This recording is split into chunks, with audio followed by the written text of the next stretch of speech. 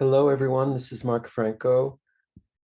This is the Dance Studies Colloquium coming to you from the Boyer College of Music and Dance at Temple University in Philadelphia.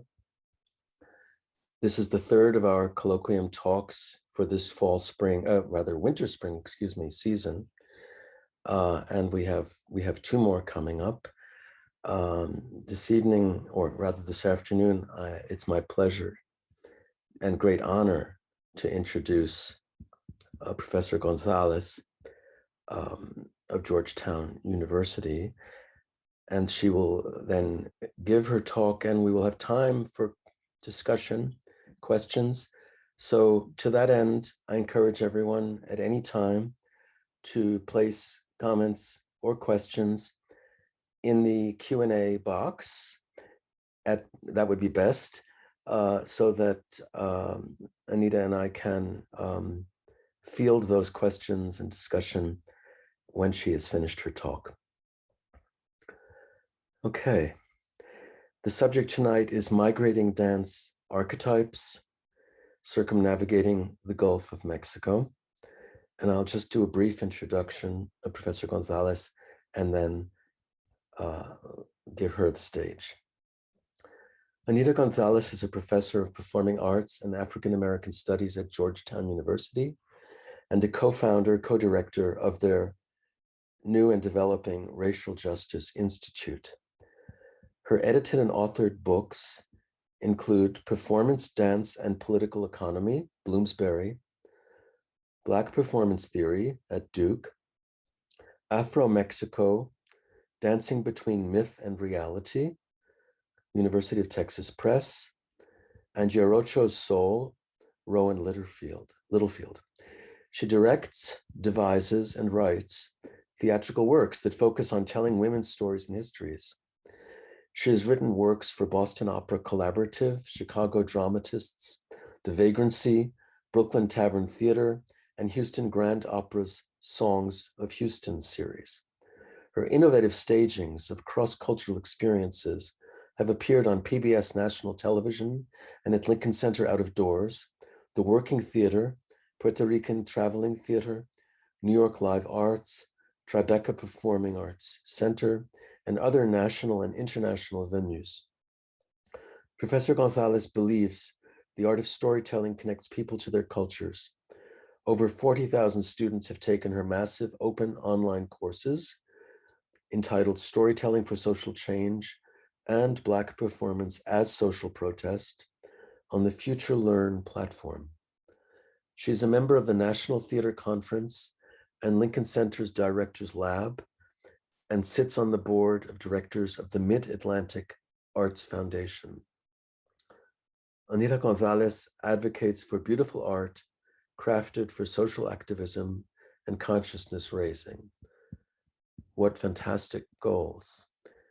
I'm so pleased to present Professor Anita Gonzalez. Hello, everyone. I hope you can all hear me. Thank you so much, Mark, for that lovely introduction. I'm really thankful also to Lori Benoit and being able to connect with her once again through this colloquium series. And I also want to give a shout out to some of those names of people I know who I see are attending this presentation. Thank you all for coming. So as he said, my name is Anita Gonzalez. And today I'm going to be sharing information that is primarily research that was developed in 2014 through a residency at the University of Texas at Austin, and also with a nod towards my current project, which is about transatlantic performances on ships. So I'm going to read and share a PowerPoint with you. And then I look forward to having a more engaging conversation with all of you about some of the themes and topics that I talk about in the presentation. So let me first make sure that I'm not on my email and that I'm actually on my PowerPoint. And then I will share the screen with optimized video and sound. Okay. Can all of you see the screen? Mark, could you let me know for sure? No? Yes, we're fine. We can see it. Okay, great. So my talk is called Migrating Dance Archetypes, Circumnavigating the Gulf of Mexico. Um, I first traveled to Mexico with my father in 1987. He was a Afro-Cuban man from Florida with a mother from the Bahamas. He wanted to connect his family to circum-Gulf cultures, so we traveled to Mexico. Look at the relationships between Florida, Cuba, and New Orleans and the East Coast of Mexico. It's easy to see how someone on a ship might be able to move across nations, cultures, and geographies. My father and I visited a small village on the East Coast of Mexico called Mata Clara. It was just below the town of Alvarado in the state of Veracruz.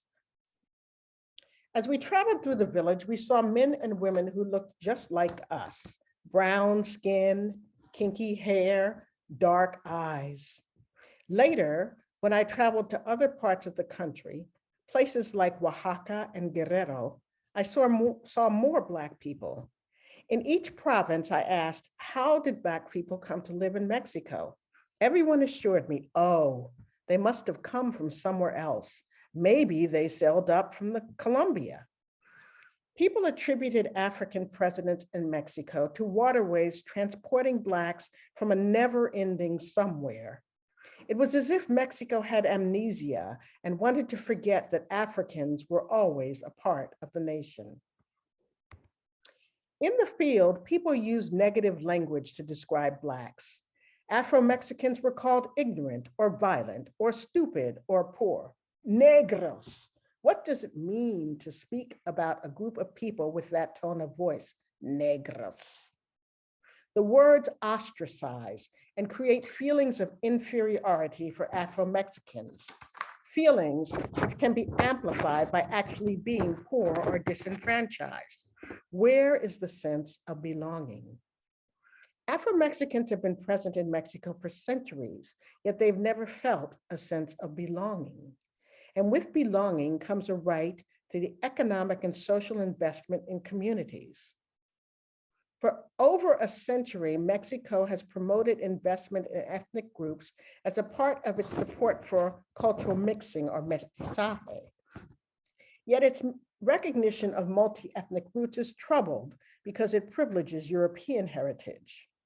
While the country's cultural imagination prides itself on the creation of a cosmic race, the social and cultural economies reward indigenous white mixtures with a preference for whiteness. Africans and their descendants have been in Mexico since 1519, when Cortez used conscripted Moorish soldiers to assist in conquering the Aztec Empire. Nevertheless, Blacks were not acknowledged as contributors to the development of the country until Gonzalo Aguirre Beltran wrote about their presence in 1946 in his book, La Población Negro de México. Mexico has been reluctant to recognize the presence of its citizens, waiting until 2015 to initiate a census which counted 1.38 million self-identified Afro-Mexican people. Their social and political disenfranchisement is now documented through government statistics. The census revealed that African Mexicans are located in all parts of the country, with a concentration in the provinces at the bottom of your screen, Oaxaca and Guerrero. And you can also see that those same communities extend up to this eastern coast of the Gulf of Mexico, where I've done my research about Jalapa. My expertise is in the field of expressive culture, dance, and theater.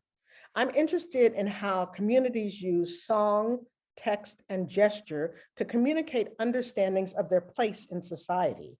Mexico has been a great case study for this inquiry. My first book, which was Jarocho Soul and was my dissertation many years ago, emphasized community building through dance. I was interested in how people use the concept of Jarocho as a metaphor for their own identities if they were from the East Coast. and primarily from the state of Veracruz. By this, I mean that people were able to, Jarocho we think of as a dance and music improvisational form that has resonances of flamenco and also Afro-Mexican circular dance formations. However, people who live in Veracruz and some of the pueblitos on the East Coast identify themselves as Jarocho, as if that is a person to be and a way to move through the world. So the first book explored how people would keep dresses that represented their Jarocho identity, maintain artifacts across generations that would help to connect them to this East Coast community. My 2014 book, Afro-Mexico, specifically discusses dance as dialogic practice. It explains how indigenous and mestizo communities imagine and perform the African in Mexico. Gestures, as most of us dance scholars know, communicate as much or better than words.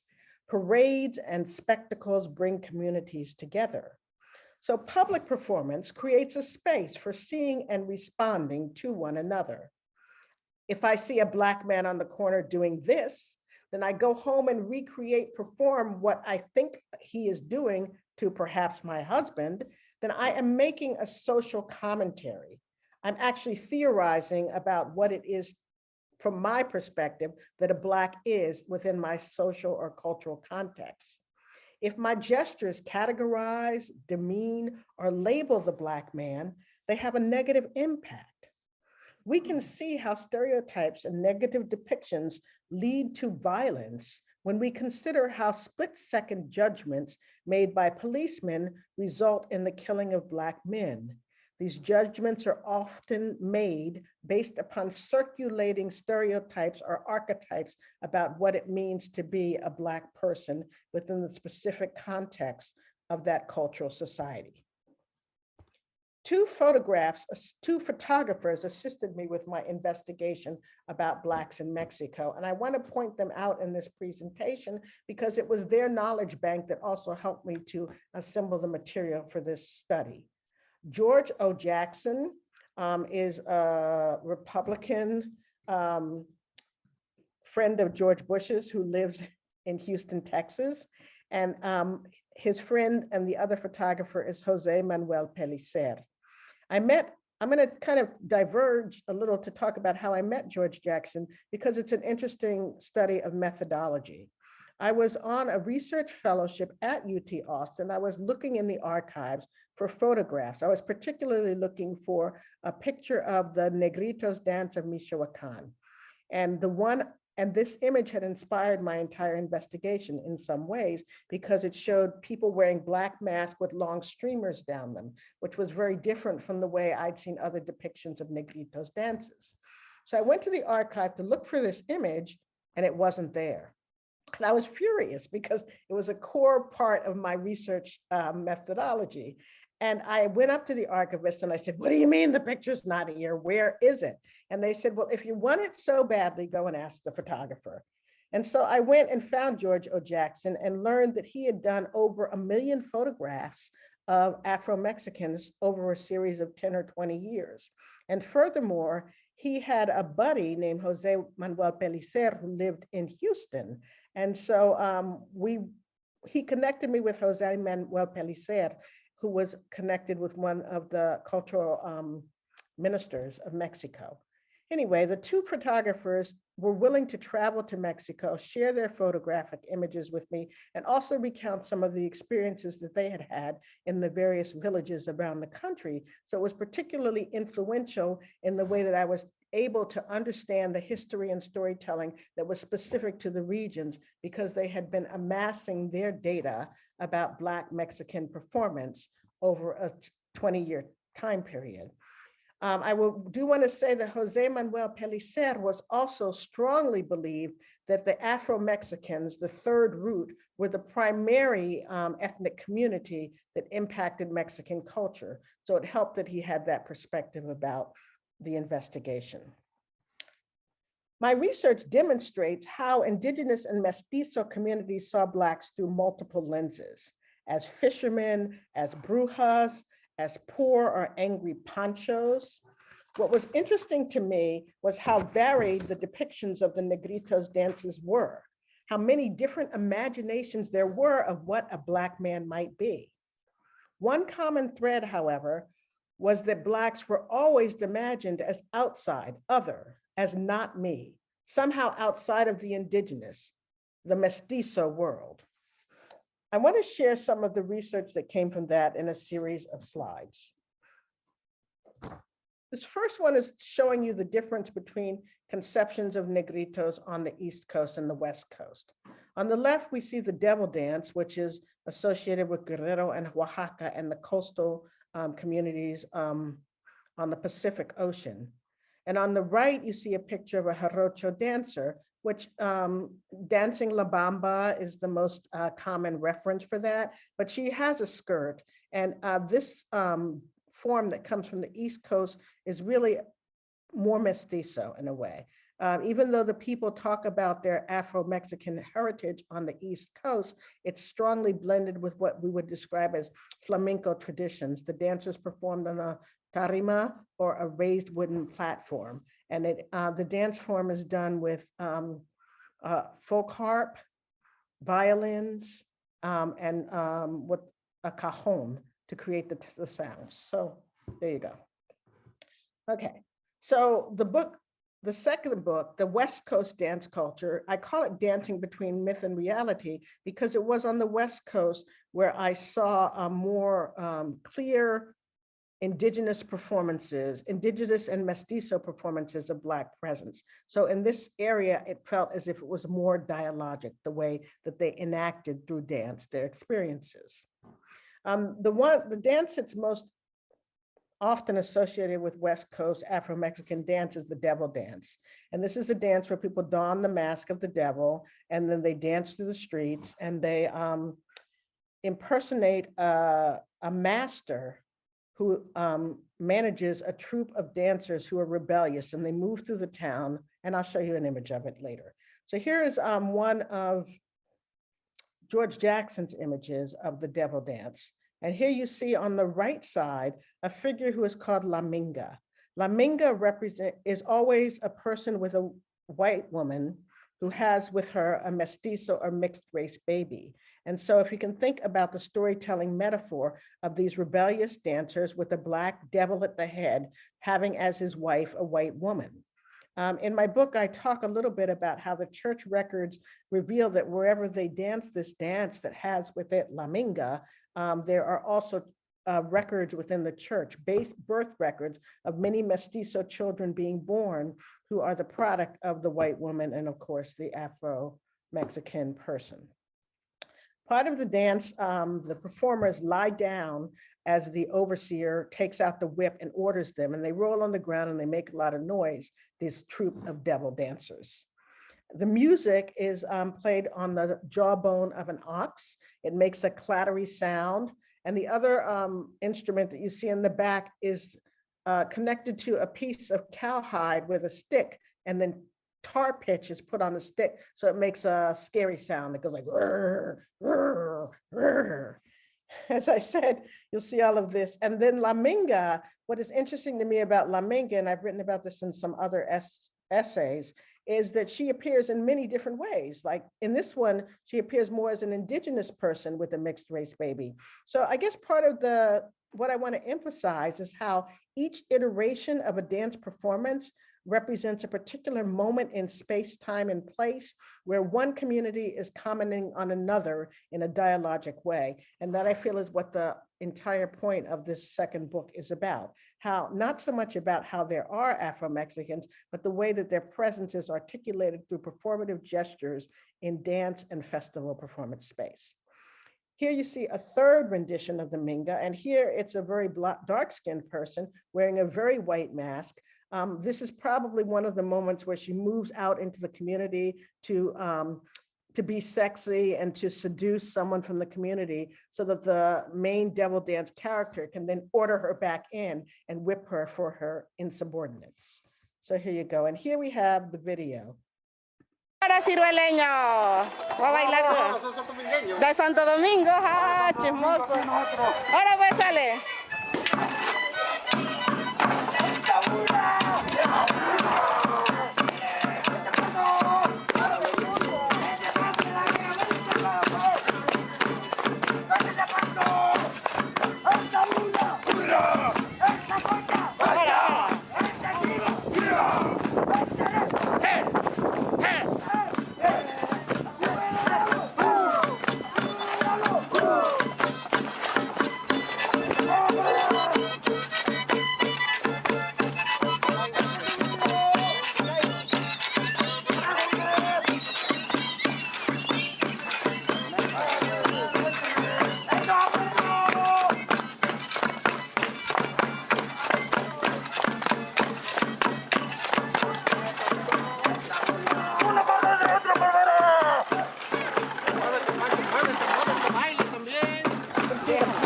leading the crowd.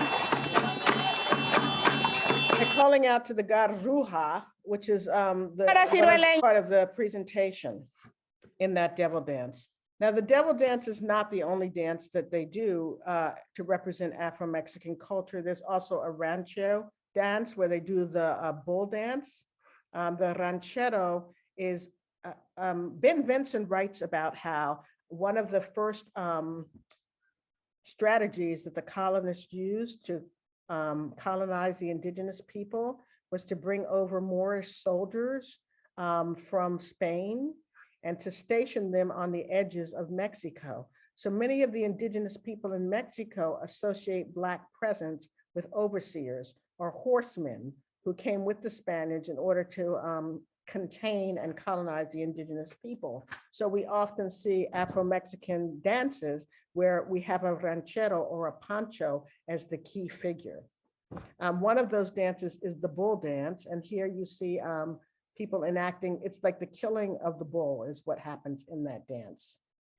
So that's the section about the kind of Afro-Mexican presence that's performed through the actual Afro-Mexicans. This next section is also based upon photographs from George O. Jackson. And in this, we talk about indigenous people playing Black. These photographs are from the village of Huamelula. And I want to, of course, indicate that it's a moment in time, right? These photographs are only capturing what happened one year in this festival. Another kind of Negrito dances is where we see people enacting the Black fishermen. The Blacks who located on the western coast of Mexico are often associated with the Quilombo or the renegade communities, people who were escaped slaves who formed their own communities. And in those communities, because they were near the West Coast, they fish for sustenance. They fish and they, so this, one of the Negritos dances depicts Black people fishing in the villages. And so here you see this kind of enactment of Black men capturing another fisherman, and I don't know what they're doing to them in the scene, but that's what you see in the image. The legend of Huamelula is an enactment that happens once a year. It's a 4-day event where there's several different characters. One set of characters is the little Black men and the other is the Turks. Many of you know about the Moors and Christian dances, which are dances that Mestizo people used to do to depict the colonists conquering of the indigenous people. And what's interesting is that in the presentation, often the indigenous people play the role of the conquerors, of the Christians, and then they have other people play the role of the Moors. But together, each of these Moors and Christians dances is a kind of storytelling that unfolds across like a day or 2 or 4. And it's the same kind of festival event when we have the Huamelula performances. So one aspect of it is these men who come to town representing the Black men. So the way that George O. Jackson described this festival to me is that it begins with the Turks coming to town. And the Turks are kind of the empowered upper class people who are going to take over the town and bring order and civilization. And then what happens is as the Turks can assume control of the village, people come to town with Black masks representing the Negritos, and they're there to cause trouble. They come into town and they hold up the Turks. They steal things. They try to hold people up at gunpoint. And then, oops, sorry. And then the Turks themselves take the Black men. I don't have all the images in here, but they decide to arrest the Black men. They first do a symbolic hanging of them in the town square, where they put ropes around their feet and hang them upside down from the central town pole, and then they jail them. But then someone feels sorry for the Blacks and releases the Blacks from the jail, and then the Turks and the Blacks have dinner together and everything is okay. So, I mean, how we read this, being an outsider, is interesting in terms of storytelling, but in some way for me, it represents people trying to come to a resolution about their collective presence in the same geographical area. So through this kind of extended dance festival performance, they're able to comment on one another's presence, and they're able to help to redefine each year what their relationship is to be. I first developed this dance study before the official recognition of Afro-Mexicans as a distinct cultural community. The dances I saw where there was violence and whippings and threatening acts helped to diffuse Black Mexican anger about being left out, about being apart from mainstream cultural expressions. Now I see Afro-Mexican coastal communities learning and performing social dances from the African continent, which affirm their heritage. These dances are sometimes learned from watching TV or taking classes taught by foreigners. They celebrate African roots and they demonstrate the beauty and joy of learning about African diaspora culture. And these cultural practices help to ensure visibility. I say this because I know Jan Handvik has been on this call, and one of the works we worked on together was a piece called Yanga, and the central performer in that piece was called Lemem Tem. And he is one of those people who moved to Oaxaca, which is close to the Black coastal communities, and helped people to understand how the Senegalese roots, Lemem is from Senegal, could be infused into the cultural practices they were already doing. So that now when I return to a place like Oaxaca and ask what Afro-Mexican dances is, they say something like, oh, I studied with Lemem Tem, which I find curious because it's actually an external infusion, but even that external infusion helps to validate the cultural performances that people are learning and discovering within their own cultural paradigms. We're still working to make the effort. So these TV classes or classes taught by foreigners still celebrate the roots and demonstrate visibility. I take as an example the way in which we're still making efforts in the United States to understand the contributions of Africans here and make them more visible through mainstream cultures. But we do already have in the United States museums to celebrate African-American heritage, such as the National Museum of African-American Culture in DC, the California African-American Museum, the Charles Wright Museum in Detroit, the DuSable Museum of African-American Culture in Chicago, each of which is dedicated to the African-American experience. And I'm still waiting to see more of these museums and cultural institutions in Mexico. I would like to imagine a day when the African-Mexican communities will come together at national conventions and fora, where they will work together to create scientific inventions to benefit African-Mexicans and others. I'd like to see them form political coalitions with power to influence their own political and economic structures. I think that dance and cultural expression is a very small but essential part of this effort. First, we dance so the people will see us and understand our presence. But then once visible, we mobilize for political rights, which will lead to economic and social advancement. The slide I'm showing you is again of the Gulf of Mexico. And I return to this map because I want us to consider the space of the water. My interest in archetypes of Blacks in Mexico has led me to think about what it might mean to see Black people as outsiders in other parts of the globe. I'm specifically interested in what it might mean to be sailing while Black and moving from one part of the globe to another. Each landing would mean I'd be perceived primarily through the imaginary of the land-based residents in each port. For example, if you can imagine during the 19th century being in Cuba, where there's a strong Black enslaved populations, moving to Florida, where there's a sense of Jim Crow, moving to New Orleans, where it might be a French occupied territory, and then moving down to the coast of Mexico, you can see how your own cultural identity shifts within each national or geographic context. About 10 years ago, I began a new multinational research project about how cultural exchanges through performance might occur in the maritime space. The project's focus is on working class laborers' use of music, dance, and gesture to perform one another on ships and within maritime ports. The completed manuscript, titled Shipping Out, considers maritime circuits,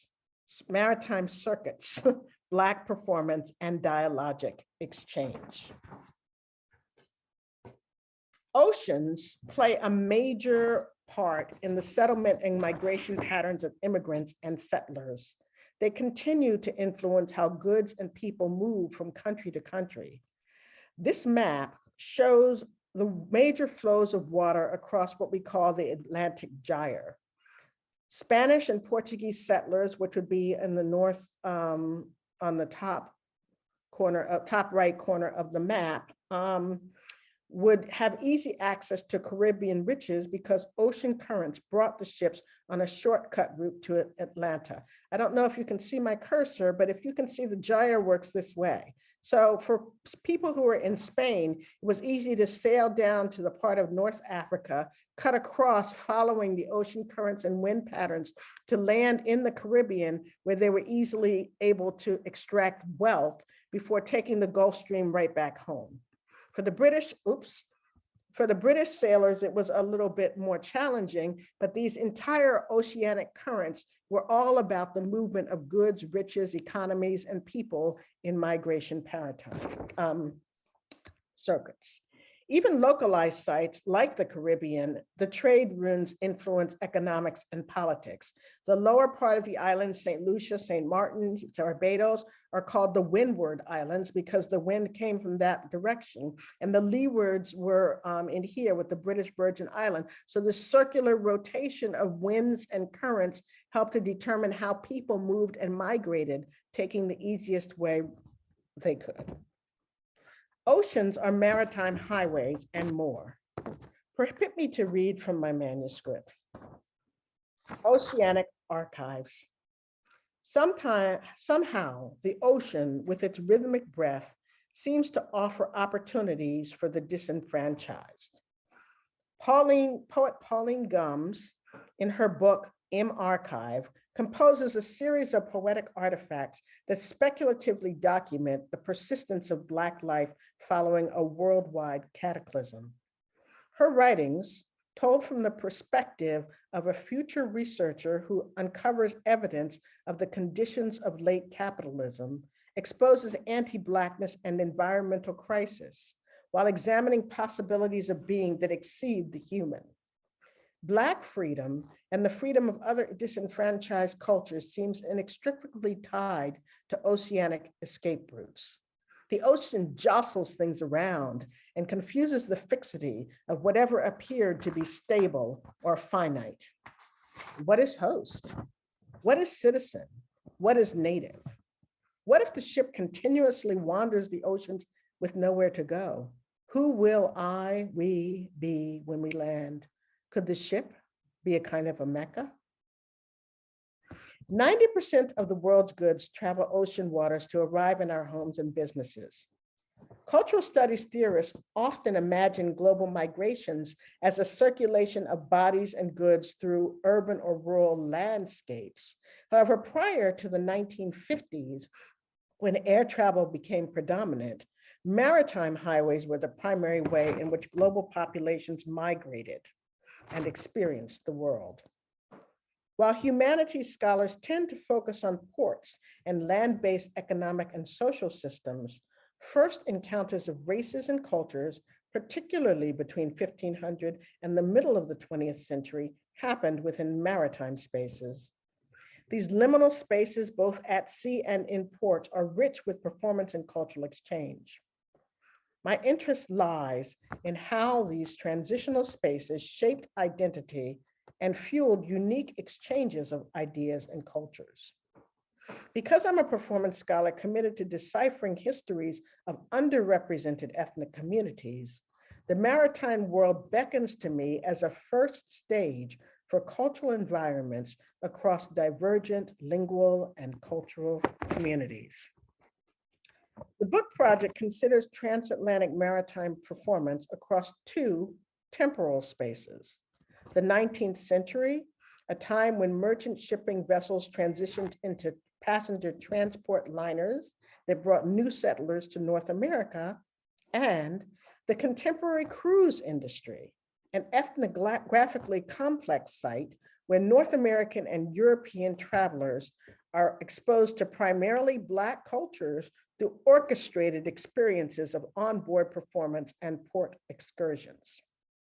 Because ships and maritime ports are liminal spaces, neither here nor there, paradigms of race and gender are reimagined and cultural relationships negotiated. Encapsulated on the ship, working class sea travelers communicate with one another across language and cultural boundaries through performed gestures or actions.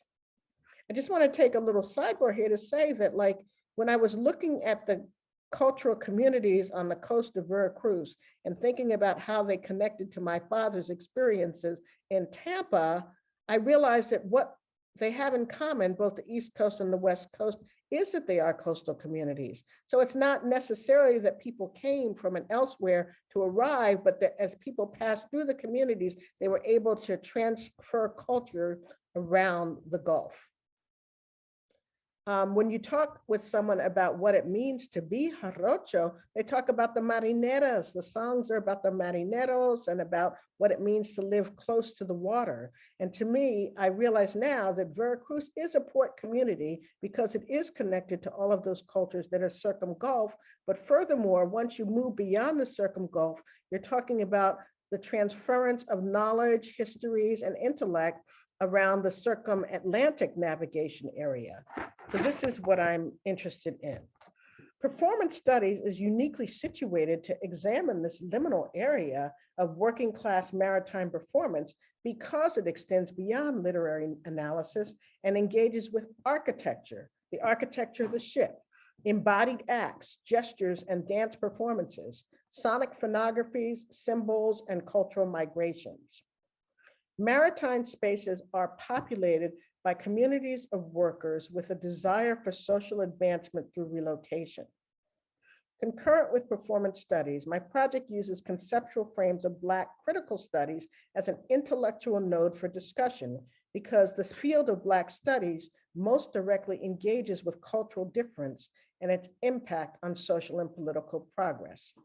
By this, I mean that Black-skinned individuals are easier to identify in the archive as a specific ethnic group because they are described by skin color. But what's interesting in the maritime studies is the skin color is conflated. The archive does not necessarily distinguish well between Native American people, African American people, Filipino people. All of the brown-skinned people of the world are identified as brown in many of the shipping records, but we can at least identify them as being perceived as culturally different from the other people who are circumnavigating the maritime world.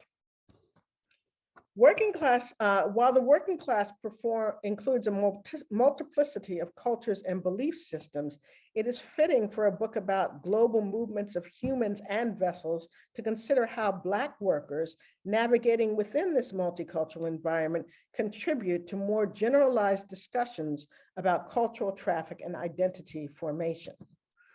In Elam and Jackson in Black Cultural Traffic write that Black culture has a capacity to move within Black communities, but crucially outside of Black communities as well. They explicitly discuss how notions of cosmopolitanism are intricately entwined with the fluidity of Black masses and popular cultures. Maritime traffic, especially during the 19th century, helped to establish many of the archetypes that we associate with negritude, as well as many of the tropes of cosmopolitanism, which are associated with cultural fluency and social advancement. So the theoretical backbone of my project engages with scholars who are writing across Black dance, Black studies, performance studies, and maritime studies. One core experience of being at sea is one of containment. Like prisoners in a jail, the maritime worker is not free to exit the ship and walk about. Crew members and passengers travel across geographic spaces confined in a highly regimented and enclosed environment. The material presence of the hull protects even as it contains. Fred Moten and Stefano Harney posit that the shipped human beings, a project of the logistics of acquisition, slave trading, plunder, were deftly moved through the logistics of branding, marketing, and searing commodities. So the Black bodies contained within the ship hulls are themselves transformed into commodities. Yet, the logistics could not contain what it had relegated to the hold. Eventually, the human cargo seeks its own abolition. Black and brown workers at sea lived a precarious life in a state of fugitivity. No shore or ship was a guaranteed safe haven for the most disenfranchised. In both the 19th and the 21st century, transitory maritime spaces offer no guarantee of safety. Some of my current research project is also ethnographic. For over 10 years, I've worked as a destination lecturer for a variety of companies that cruise the Caribbean, and I participated in their entertainment offerings on board as a lecturer. These destination lectures function as a part of the entertainment staff. We inform guests about the destinations they're sailing to, and generally these programs are part of an edutainment offering, which means it's performative. These are offerings guests can choose to attend during sea days, and it's a liminal role because you're neither passenger nor crew member.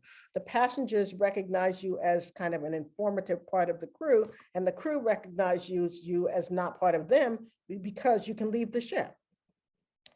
You're considered essential because being at sea, both then and now, was about having nowhere to go and nothing to do. And so on the cruise ships, they create this category of the lecturer to add to all the other kinds of things they're trying to do to distract you from the fact that you're on a contained box in the open water. So, so unlike the other team members, I can leave the ship after each voyage. But working in this role gives me an opportunity to observe how the crew and the entertainment staff function on mega cruise ships.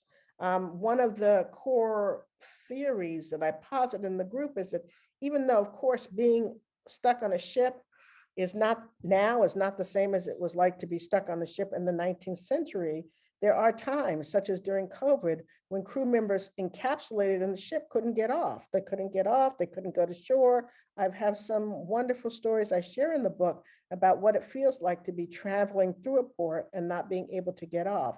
And so what happens on the cruise ship is the dialogic cultural exchange happens amongst the crew members themselves, because the cruise ship lines deliberately recruit from many different places around the globe. But once they come onto the ship, they are learning about one another, not only through words, because language is difficult since everyone speaks a different language. So the dance performances, the kind of embodied cultural interactions that happen amongst the working class people who work on the ship are again part of this dialogic cultural exchange that I found so fascinating within the Afro-Mexican study. I found that passengers on cruise ships, the passengers travel to the Caribbean looking for encounters with archetypal images of Caribbean people, smiling waiters or sexy women in bathing suits. So in the ports, people are actually manipulating how they do their dance and performance encounters in order to match the imaginations of these passengers who come to see their imaginary Caribbean. They know little about the actual people who live on the islands. And I'd like to share at this point one of the ethnographic stories from my book, which are peppering each chapter as an opening and closing. I'm on the stage of a celebrity ship. Today's 30-minute talk, Cane, Rum, and Sugar in the Caribbean, has ended. It's a precursor to our arrival in St. Kitts and St. Martin. I gather up my belongings, computer, adapter, and eyeglasses.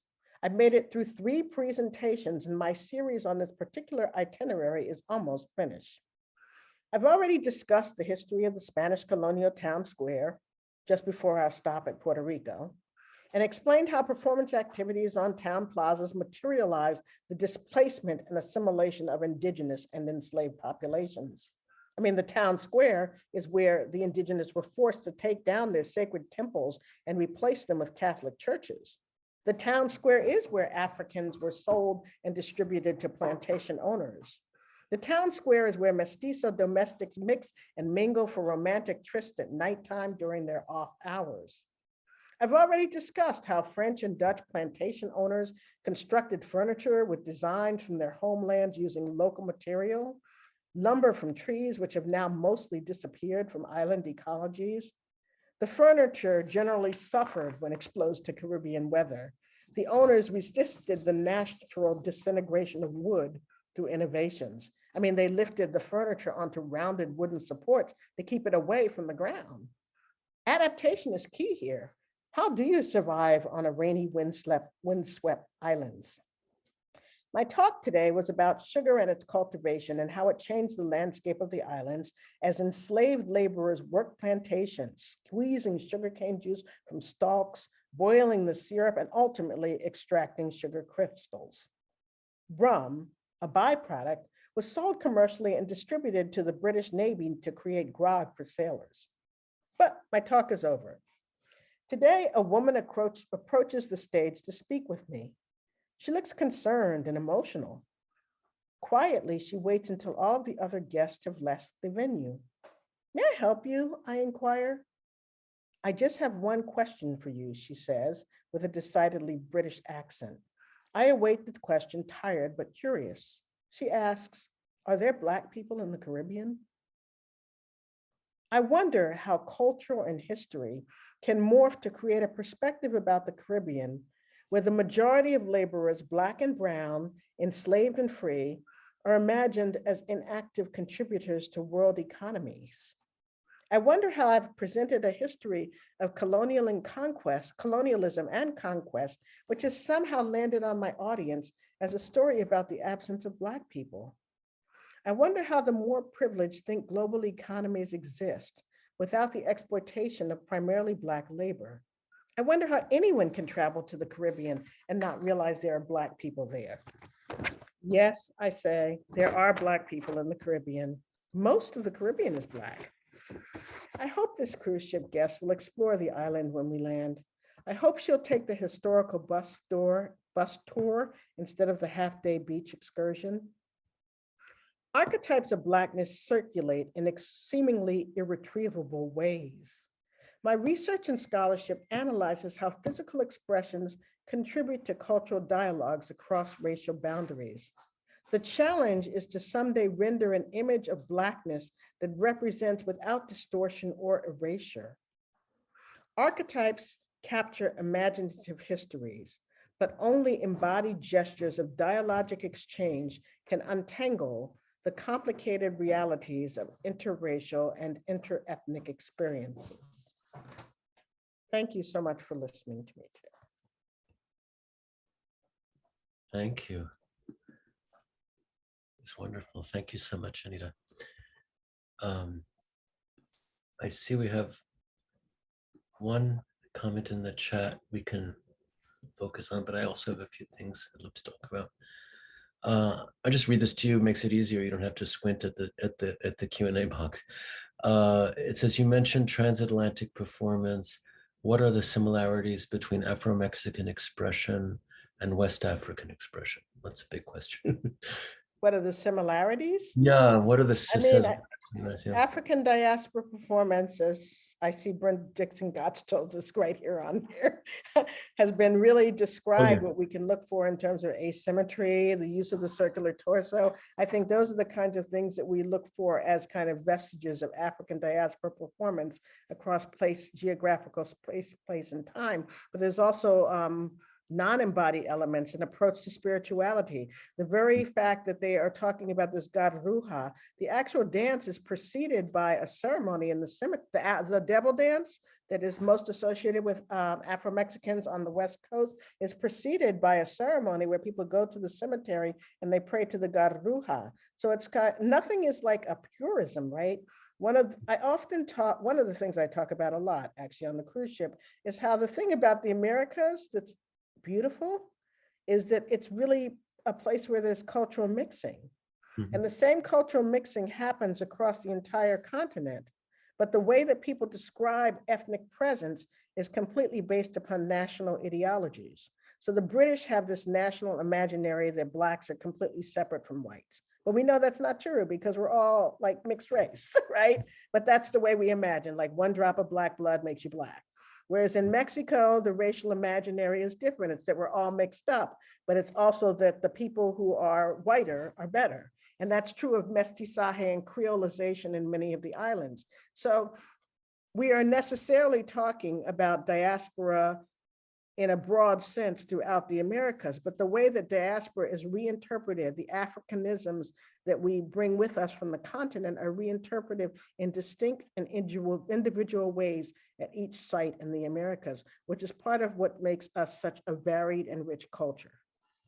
Wow, beautiful. Thank you so much. That's an amazing answer. It's making me think a little bit of Glissant, right, of Edward, of the Poetics of Relation. Mhm. I just wanted to say that just because the Caribbean and the sense of movement. And do you have any particular feelings about that in relation to your work? I mean, is that really very relevant? I'm really enjoying working in the Caribbean because of the way that it's enacted so differently. Like one of the things, the reasons I do these cruise lectures, because I sometimes wonder, why am I doing this, is that one is the way that I'm able to meet and discuss with the crew on the ships, but also it's that in preparing the lecture, it's each culture on each island is so specific. And you have some islands that have a mixture of, like St. Martin, it's Dutch and French, right? But how could on such a small piece of land, there be such differing mixtures in the way that people perform their identities through music and dance and song on each island? It's like a never ending wealth of material when you're thinking about the difference between a soca, right? And a cumbia and a calypso, like all of those are so culturally specific, and yet they're all embodying African diaspora, Indian presence, Chinese presence, French, Spanish, German, Dutch, they're all there. Yeah, that's amazing. I mean, the idea of thinking of specificity in that way, in connection to the relation, the poetics of relation of Glissant, which always feels to me very fluid. And this is, of course, also fluid, but then there's specificity. I love that contrast. And the I mean, sense at the same time, we can talk about cultural retentions of European dance forms as well, right? Sure. Like on the French island, you have all those quadrilles where where people, it's basically a square dance, but it's adaptation of the French quadrille. But it's specific, like in St. Lucia, right? They have a quadrille that's very specific to the island. We always talk about the Puerto Rican bomba, for example, how it's a couples dance and then it includes the hips and the circularity of the hips.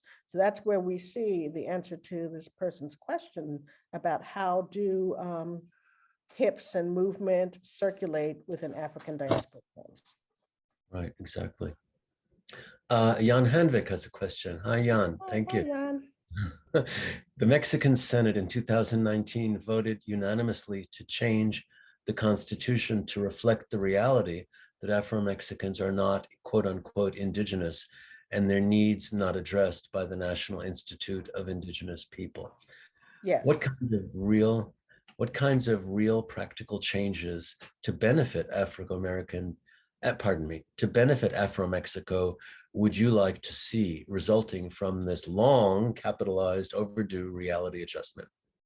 So I would like to see, I know that there's already a lot of work, like there's calendars and there's festivals, and the same as with Indigenous presence, there's a danger in there because both Indigenous and Afro-Mexican presence is associated with culture, which I think is important that we start with culture. But what I would like to see is actual economic impacts. And I would like to see the recognition of like scientific innovation, if there is any, for all of the, I think that the contributions on the level of medicine, herbology, the things that we're talking about in terms of spiritual practices, I'd like to see that acknowledged as much as the culture that comes from the specific geographic areas. I mean, I think I do a lot of talking about indigenous knowledge, and that's a very difficult thing to insert in the academy. I mean, I know there's whole centers where people are talking about indigenous epistemologies, which has to do with the belief systems and the world knowledge that are carried by indigenous people. So I feel that for Afro-Mexicans, as much as for indigenous people, I would like to see real acknowledgement of intellect. And the intellect happens through practice. It's also an embodied practice. Intellect is an embodied practice. Right. I'm going to use a funny example. Like I've also been looking more at the Bahamian side of my family, which is my grandmother was from Cat Island. and Abaco in the Bahamas. And when you hear about these Caribbean places, people don't think about science and medicine, but the science and medicine and healing happens. When I go back to Cat Island, I see them doing amazing innovations with food growth, with survival, with longevity. Most of the people on the islands are in their 90s. And I feel that I would like to see those kinds of contributions acknowledged as much as the dancing. Wonderful. Question from Maria Litvan. Thank you for this wonderful presentation. I wonder if you're looking or considering to look at how the building of identities changes as the means of transportation have moved from water to air. That's an interesting question. I was wondering because as the more you study, like a lot of my thesis is about the port towns, right? And how one of the things is that port towns map onto liberal ideology. Like when you look at the West Coast and the East Coast of the United States, port towns have a more tolerance for outsiders because people are passing through all the time. But I think what she's talking about with the airfare, I start to wonder if airplane hubs are also like that. Atlanta is a big airplane hub, Detroit. I mean, they're connected to interior cities, but there's also brown water shipping, which means that like Chicago is a port town, Detroit is a port town, Cincinnati is a port town. And we don't construct them when we're thinking about maritime performance, but I think that airport hubs might indeed be a little more, but I'm not so sure. When you're doing officially in maritime studies, the shore starts 5 miles in from the water, because that was about a 1 day's drive with your carriage if you're looking at 19th century performance. And you can definitely see a shift from port culture to agriculture. And I'm not sure that airplanes have that same kind of interaction with local communities in the way that seaports do. So I really do appreciate that question because I have wondered about changing to air. I think also air travel as a different kind of confinement, as you described the confinement in the moving box on the ocean. Well, it's not as long. Well, that's true. I mean, like a transatlantic thing, you're talking 3 weeks minimum. Even when they had the packet rats who ran the packet ships quickly between Europe and the United States, it was still a pretty long voyage. And the airplane, it's not quite the same. You get there faster. Right. But you don't experience time in the same way. So it's, right. I wonder if there's some, well, anyway, it's. Well, I mean, remember what brought me to get, so maybe I didn't give that context clearly.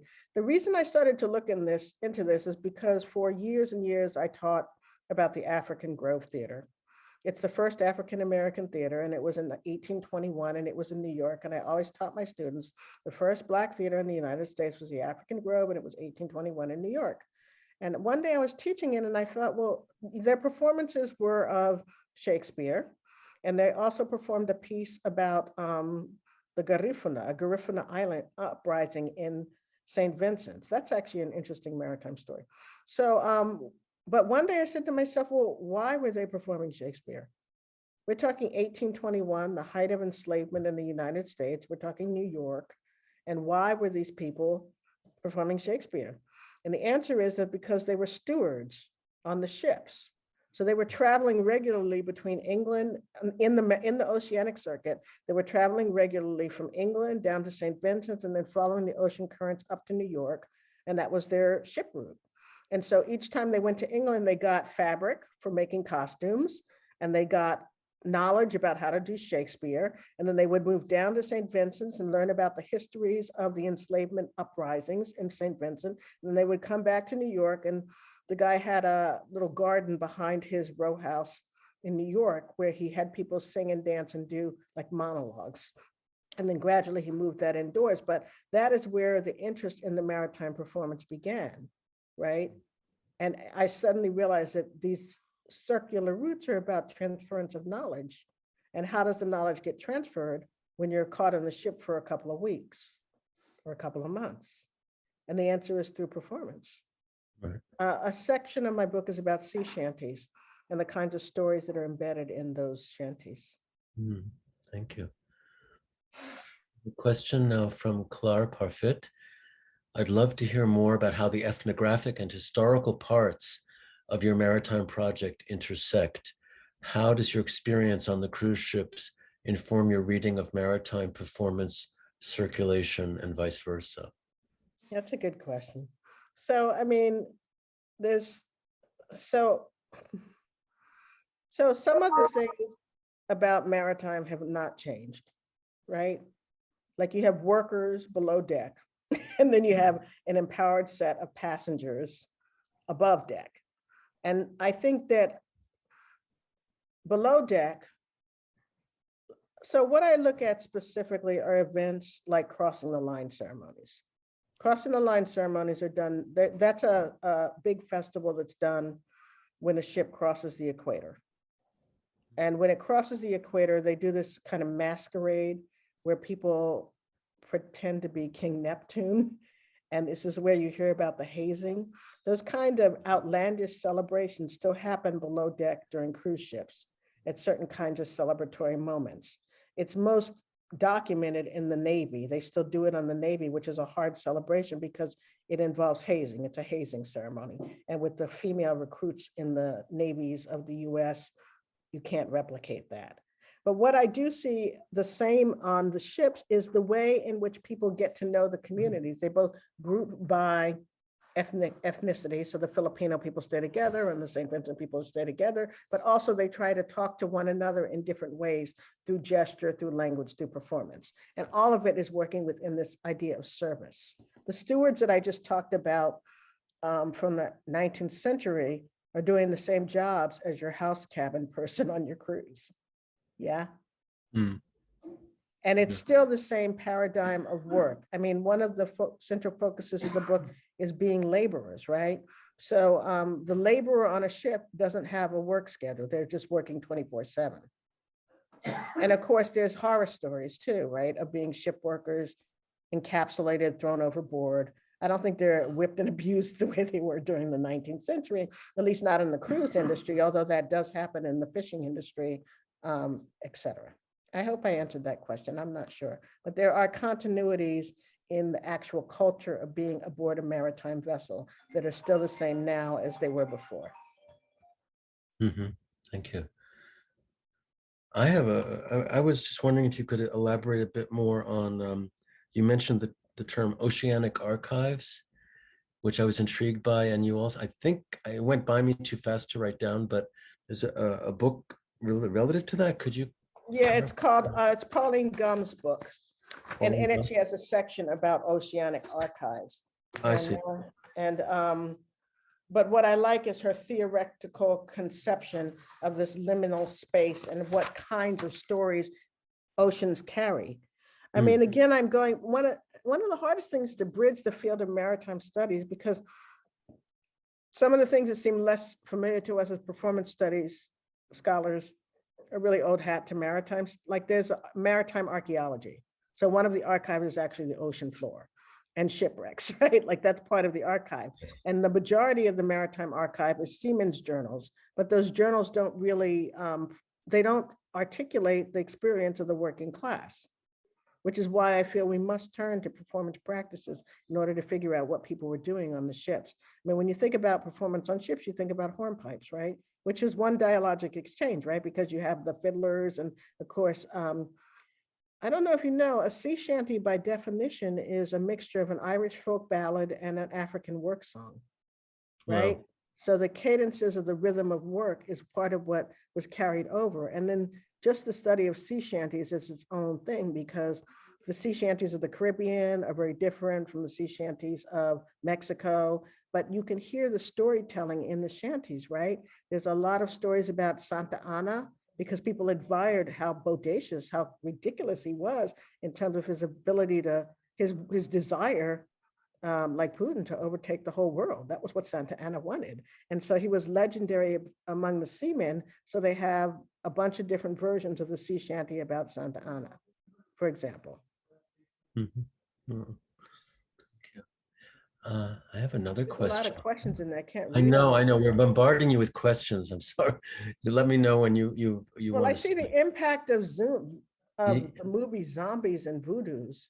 I'm not quite sure about what that question. I see one here. Negative representation of movies and Oh, zombies and voodoos. are you in So the chat? Oh, I'm are you looking in in the the chat? chat, yeah. Oh, I see. I'm looking at the, okay, if you want to address that, go right ahead and then Well, I'll it's just hold. hard to write about that because Yeah. television works differently. I mean, I'm in a global blackface reading group with a bunch of people like Doug Jones and Danielle Roper and Tommy DeFrance. And it's interesting how you're looking at whether or not the influence is local or popular culture. And I'm not denying that television has a major impact on how people see representations of Blackness, but I think that people have to reconcile that popular culture imagination with what they see on the ground. Okay, thank you. I'm just going to jump back to the Q&A for a minute and then I'll go back because there are other questions. Zinia Carrillo writes, thank you for this talk. It's interesting how in the traditional dances in Mexico, it was introduced by the Spanish, the idea of fighting the Muslim for the sake of saving quote unquote Christianity. And the indigenous communities identify themselves with the Christian, while it seemed to me, from what you just said, Afro communities identify themselves with the Muslim. What do So you I think? would say, I wish it could be that simple, but it's not. Because each community does it differently. I mean, sometimes the indigenous are the Moors and sometimes the indigenous are the Christians, which is what I love about the Moors and Christian dances. But the choice, I mean, like we have popular, it bothers me when people think about festival and indigenous performances fixed, because it's not. Like each year, someone decides. The way that these performances happening within indigenous and Afro-Mexican communities is that there's someone, and in the United States, there's a dance master who knows what the steps of the dance are. And then that master can't create the dance until he has the music. Like music is an important component. And often in indigenous communities, the music bearers are separate from the people who carry the dancing. And that's different from the person who directs the ceremony. And that's different from the person who's praying, right? There are different roles that are required to come together to make an indigenous performance. But these performances are decided upon. Like there's people who say, oh, they call it bringing out a dance, right? So you bring out a dance for a reason. So Right. Afro-Mexican dances are being brought out more. So think about what a dance, a festival performance dance is indigenous to its community, right? Meaning the community decides that they want to do the dance for a particular reason. And sometimes that reason is ceremonial and the dance is done primarily for the community. And sometimes that same elements of that same dance are brought out for like, oh my God, the mayor's paying us because it's our saint day to do this particular dance. And we'll do a version of it for the mayor as a public performance. But the same dance could also be translated into a hotel. Like, oh my God, they're paying us like $500 now and we could just do 20 minutes of this dance. I think that the actual people who are dance enactors are able to transform and move across different kinds of cultural landscapes. And so each year it's differently. So if they want to be the Muslims this year, the Moors, and they want to be the Christians this year, that's a decision that's made at a local and geographically specific site. Right. And I noticed in some of the examples you gave us in the photographs, there's a lot of fictionalization in terms of identity. There's not anything rigid about that, which is also fascinating. I really like the work of this guy, Kwesi Mpene. He's a scholar, he's a Ghanaian scholar from the University of Michigan, but he did a study of the death ceremony of the Queen Mother of Ghana. And what I appreciate about his study is the importance of visual symbols in the storytelling, right? So even as we talk about these folkloric festivals, when we talk about the masking, and Mark, you're talking a little bit about the shifting ways in which we see the figures. If you remember some of those images, they had bandanas wrapped around their heads. Mhm. I think that it's really important when you're analyzing festival dance and Afro-Mexican dance to think about the symbols. So in Kwesi's analysis of the Queen Mother, all he looks at is the symbols. Which groups of people are carrying swords? Which groups of people are carrying mirrors? How important it is when the Queen Mother comes in with the stools that represent the entire history of the nation on their heads, and then they place them down. Or they've been keeping these same what we would call props, but they're not. They're artifacts They've been keeping the same artifacts for 50 years and now they bring them out. Some of the cultural symbols are very specific. And I think unless you're in conversation with the people who are staging the ceremony, we can't from the outside say this is what this means this year. Right. And that also makes me want to ask a little bit about something you just evoked, which is in a way the institutional arrangements that allow for these dances to continuously to be done. I'm wondering if there are societies or small societies, whether they're super private and arcane or more public, things that arrangements, social formations, if you like, that allow the community to sustain the knowledge in a certain way for particular festival moments? Or is that something that interests you or that you look at It comparatively? does, but people respond to money. I think that in working with indigenous communities, there's also often among us westernized people, savior mentality going on here, right? Like we're gonna save them for culture. And we're gonna save the culture by preserving the culture, right? And I would argue that the culture saves itself. Like when I've talked to people who are ceremonial leaders, they know how to preserve their own ceremonies because they've been fighting against a colonial enterprise for hundreds of years. And one of the ways is to preserve the songs. And it used to be that the songs were preserved primarily through face-to-face encounters, but people also record the songs, they store the songs. They have songs recorded that they're only going to share with certain people, right? I think that there is a lot more activism that happens within indigenous communities than Western culture wants to credit them for, because that's where the, like, you know how they have those speculations that the Mayan scrolls are still here? They may be, you know what I mean? But we wouldn't know because they're not going to tell us, right? I mean, there's something going on with cultural preservation that does happen within communities, but at the same time, there's also something going on with commercialization, which is if you need money, some people perform and many people perform a dance, agree, okay, we're going to bring out the dance and we're going to modify it. That's another thing that happens. We're going to change it so who's ever watching it won't know what it really is. And we're going to say that this is the dance, and then we're going to take the money and bring it back to feed the elders, for example. Right. So I think that, yeah, does that make sense? Different paradigm. Yeah. Yeah. Absolutely. Thank you so much. That was a very enlightening answer for me. I have another question here from Christopher Porzal. Thanks so much, Dr. Gonzalez. I was interested in what you were saying about the embodiment experience of maritime travel and how the ocean's ruptures press upon the notions of social cultural fixities.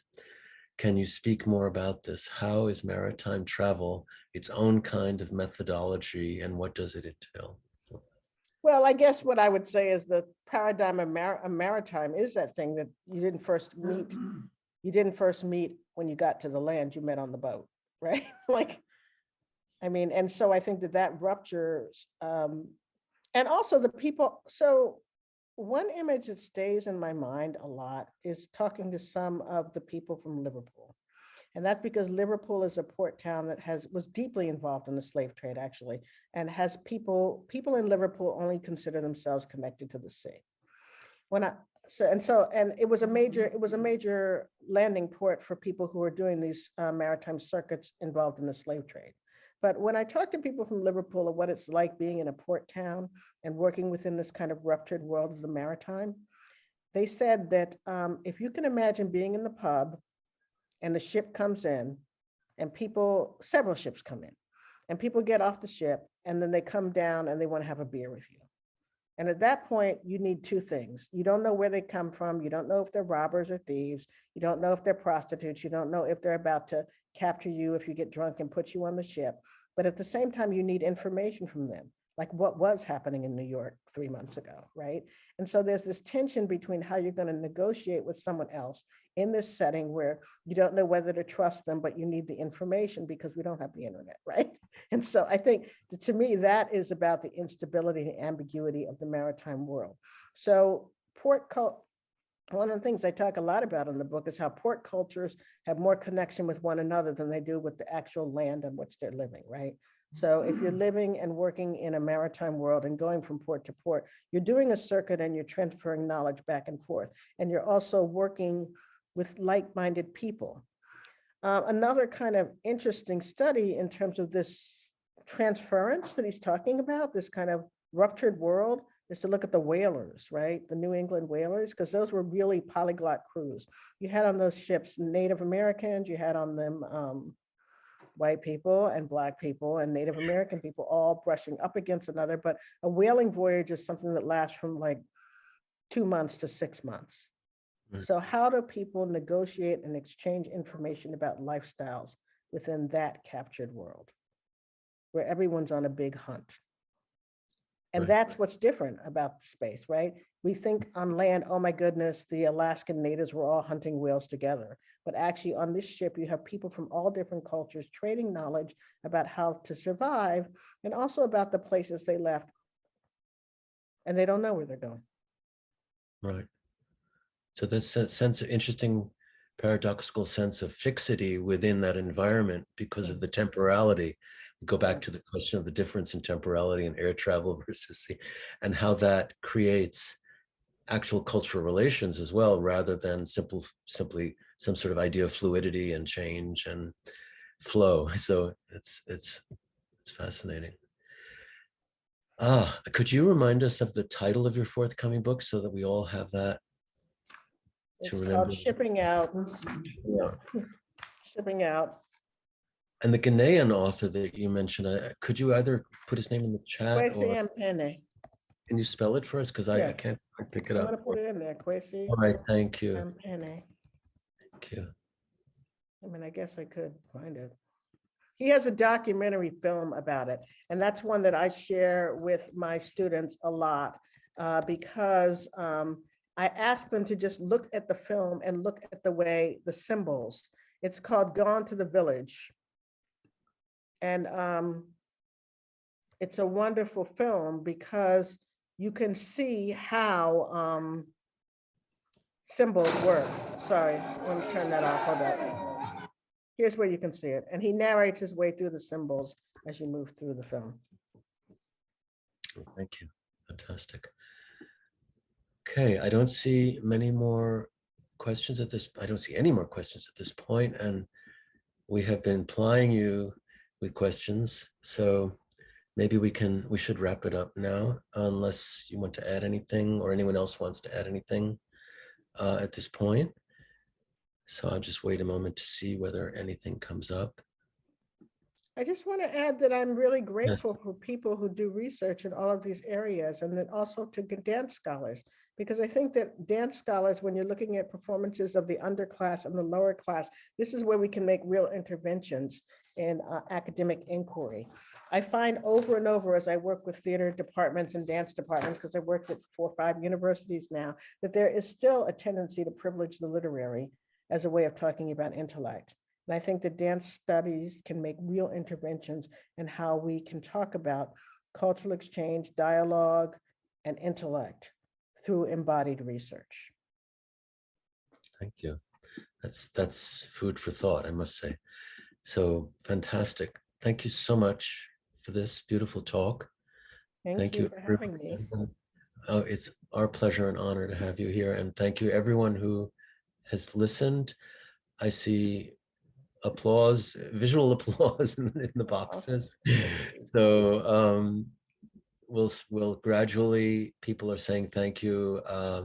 Sinia Querillo, thank you very much. Karen Bond, Brava, Elizabeth Bergman, thank you so much for this incredibly rich colloquium, Dr. Gonzalez. Norman Hershey is with us tonight from Oxford University Press. This was fascinating. Thank you. Jean Graham Jones is here. Thanks. Jean Graham, yes. All these wonderful people. It's so great. I can't see you, but you're there. It's really great to see these faces. And Fang Pei too. Okay. Yeah. So fantastic. I hear the applause and appreciate all of the echoes. Jan, success and challenge in the new DC adventure.